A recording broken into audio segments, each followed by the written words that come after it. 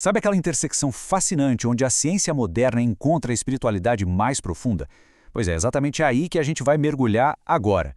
Hoje, nós vamos fazer uma exploração muito especial do capítulo 14 do livro Ciência et Anima, que traz conceitos que, sinceramente, desafiam a forma como a gente enxerga a nossa própria identidade no cosmos. Nós vamos adotar aqui um tom mais calmo, mais reflexivo, porque o que a gente vai analisar hoje não é só sobre aprender algo novo, é sobre expandir a nossa percepção da realidade. Vamos nessa?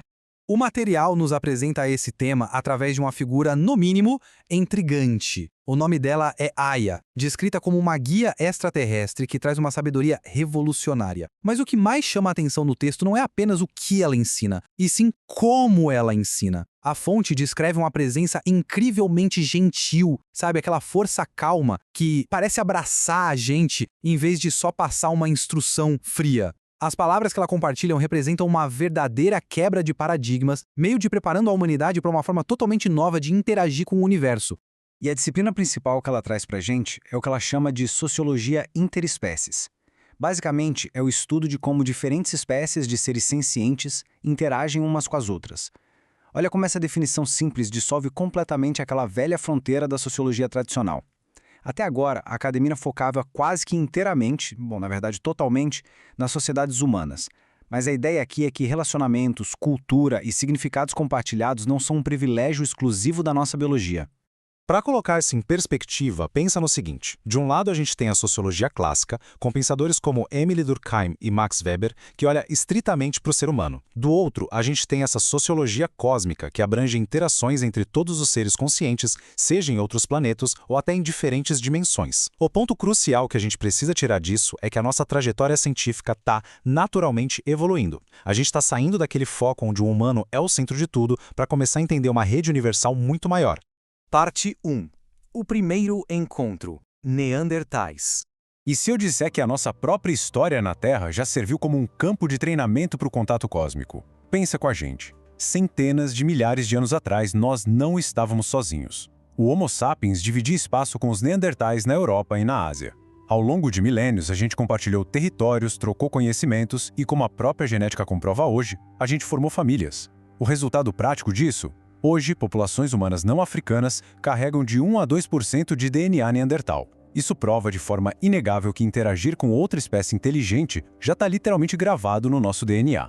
Tem uma citação da AEG sobre isso que é fantástica. Ela diz que, naquela época, os primeiros humanos não se viam como espécies diferentes. A gente não tinha essas categorias científicas rígidas que temos hoje. Então, essa interação antiga era crua, real. A gente tratava eles como a nós mesmos. Não existia aquele muro conceitual separando as inteligências. Nós já vivemos essa conexão compartilhada no passado. Parte 2. Inteligência sobre a superfície. Cetáceos. E olha só, a gente nem precisa buscar fósseis para entender isso. Vamos trazer o foco para o nosso presente, para uma sociedade altamente consciente que vive aqui, dividindo o planeta com a gente. A ciência moderna mostra uma inteligência absurdamente profunda debaixo d'água, entre os cetáceos. Nós estamos falando de baleias e golfinhos com estruturas cerebrais complexas que rivalizam com as nossas. Eles têm dialetos acústicos, transmitem cultura por gerações, demonstram uma empatia imensa e têm até assobios exclusivos que funcionam exatamente como os nossos nomes próprios. São caminhos evolutivos diferentes, claro, mas a complexidade é inegável. Parte 3. A ilusão da superioridade. É agora que a gente entra num ponto mais crítico e profundo dessa análise, porque a humanidade é chamada a confrontar o próprio ego. Vamos falar um pouquinho sobre o antropocentrismo. Sabe aquela nossa velha tendência de achar que somos o centro de tudo? Pois é, isso acaba fazendo com que a gente desvalorize outras formas de vida. Chamar um ser super complexo e consciente de apenas mais um animal é fruto direto dessa ilusão de superioridade. Isso pode até ter sido um mecanismo evolutivo lá atrás para separar o eu do outro, mas hoje, infelizmente, é o nosso maior bloqueio para uma verdadeira conexão universal. O que a fonte propõe aqui é uma virada de chave radical. A gente precisa abandonar aquele pensamento hierárquico que fica criando um ranking de espécies baseado apenas no que nós humanos consideramos sucesso, tipo tecnologia visível. Em vez disso, a proposta é adotar um pensamento relacional. Ou seja, em vez de a gente ficar perguntando quem é o mais avançado, a nova ciência nos convida a perguntar como a gente pode se relacionar, aprender e coexistir. É parar de pensar em dominação e começar a pensar em rede. Parte 4. A arte da escuta. Tá, mas como a gente derruba na prática esses muros que foram construídos por milênios? O material traz algumas ferramentas fascinantes. A escuta profunda não é só sobre ser educado, é um processo neurobiológico. Primeiro, você entra no modo totalmente receptivo. Segundo, e mais importante, você decodifica o que está recebendo como se viesse de um igual, não de alguém inferior. Isso literalmente força o nosso cérebro a criar novas conexões neurais e vai dissolvendo aquelas velhas estruturas de hierarquia. É um exercício brutal de humildade, mas que prepara nossa mente para realidades gigantescas. Parte 5. Vibração e sinceridade. Essa escuta atenta prepara a gente para um conceito lindo onde a neurociência e a espiritualidade dão as mãos. Imagina uma situação de contato entre espécies diferentes. As palavras podem não fazer sentido, os sentidos biológicos podem ser totalmente incompatíveis. Mas a ideia central aqui é que a sinceridade atua como uma vibração pura. Quando o seu pensamento, a sua emoção e a sua intenção estão alinhados, sabe, vibrando em fraternidade, o texto diz que os pequenos erros de comunicação simplesmente desaparecem. A intenção genuína passa por cima de qualquer barreira física. Parte 6. Conexão, o princípio universal. Tudo isso que a gente conversou culmina no princípio fundamental dessa análise. Tem uma estrutura filosófica muito bacana do Martin Buber, que ilustra perfeitamente o que é uma conexão real.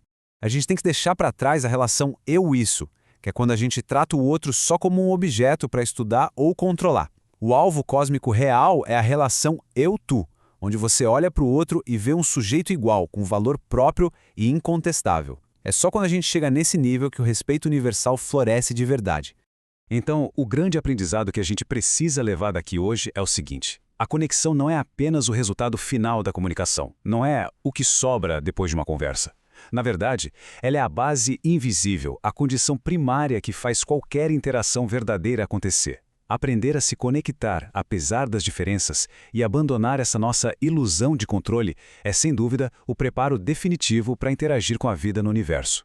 E para fechar nossa exploração de hoje, eu quero deixar uma reflexão que bate bem fundo.